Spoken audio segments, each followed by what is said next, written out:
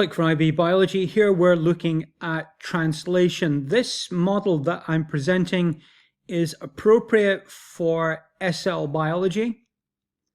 And higher level students should study this and be sure of this model before progressing to the higher level model, which I present in video 7. So here we're going to meet messenger RNA, tRNAs, rRNAs, and polypeptides. There's a blank presentation, PDF of this presentation down in the description. You can annotate that with your own notes.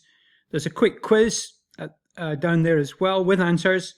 And in the channel link, you'll also find some code that you can copy and paste into AI ChatBot, and that will allow you to make an individualized multiple choice assessment study support for you.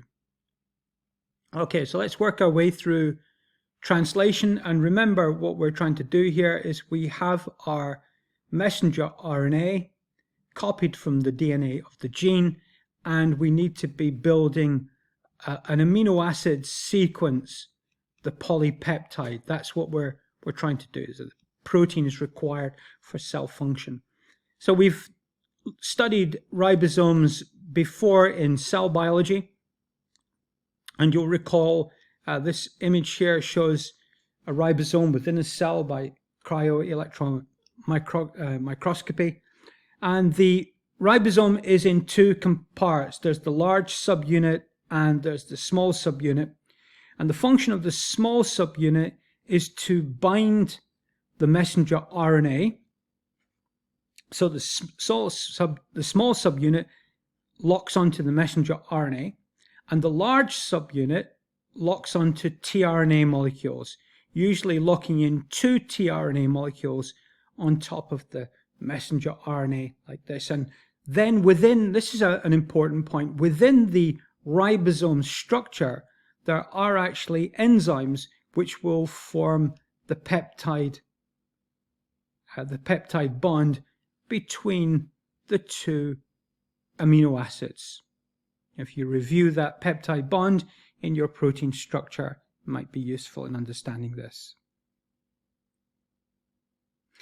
And so the process begins then on the ribosome.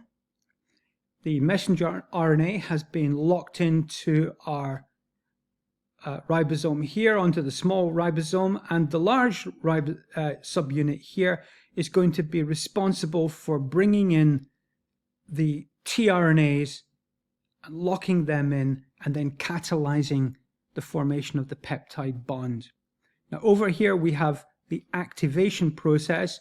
The amino acids like arginine has been absorbed from the plasma of the blood into the cell, and then it will become associated, bonded onto the tRNA molecule with the anti-codon of UCU. So this is called tRNA. The tRNA anti-codon UCU would have arginine amino acid. That's the amino acid. And then glycine will associate with the tRNA molecules with the anti-codon CCC. And so you can see that activation here has the glycine attached to the tRNA molecule. So I think possibly you're looking ahead and you've anticipated what's going to happen next in our elongation process of translation,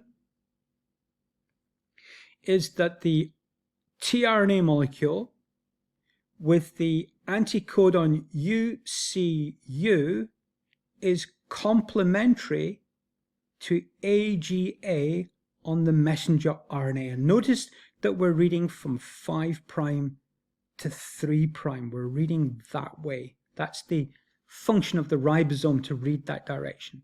So we've got our arginine in the correct position, and then glycine will complementary base pair here. So CCC on the tRNA is complementary to GGG on the messenger RNA. This is how we get the correct amino acids into position. So we have what's called codon, anti-codon binding. These are the codons, these are the anticodons. And now we have arginine and arginine. And what will now happen is the enzyme within the ribosome is going to form the peptide bond between the arginine and the glycine. You'll remember that this means the carboxylic acid group on arginine will bond to the amino group on glycine to give us that carbon-nitrogen characteristic peptide bond. Now we have a dipeptide. Now with that complete, what happens is that the ribosome moves to the right. So if we take a look, now we're working with these two codons here. So the ribosome has moved one codon this way, one codon this way. So we still got the glycine is still connected, but notice that the tRNA for arginine has already detached and has gone off to find some more arginine. The peptide bond has been made. Now you'll recall that the second amino acid is the same. Although we have the anti-codon GCU is complementary to CGA, that will still bring in the arginine, and a peptide bond will now form. So now we have a tripeptide. We have two peptide bonds between those two amino acids. And as before, what's going to happen is the ribosome is now going to shift to the right once more in the direction of the 5 to 3 of the messenger RNA. And so you can see here that the chain that the ribosome has got to the last two codons. So now we bring into complementary base pair. With GCU, we need CGA. That's alanine. The enzyme peptide bonds the arginine to the alanine. And then what would happen is that the ribosome will then eject the polypeptide. Here it is here. Arginine, glycine, arginine, alanine. Of course, this will be folding up into its secondary and possibly tertiary structures for a long polypeptide. The ribosome is now here, which will then be recycled. And then this image here, this is an interesting image of a polysome. And so I'll just quickly show you that the messenger RNA is along here like that. And the ribosomes are the dark marks here. And the lines forming, notice the lines get longer.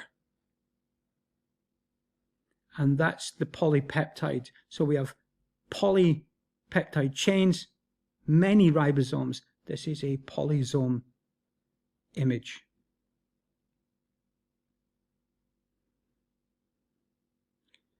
So that's the detail required for the standard level model.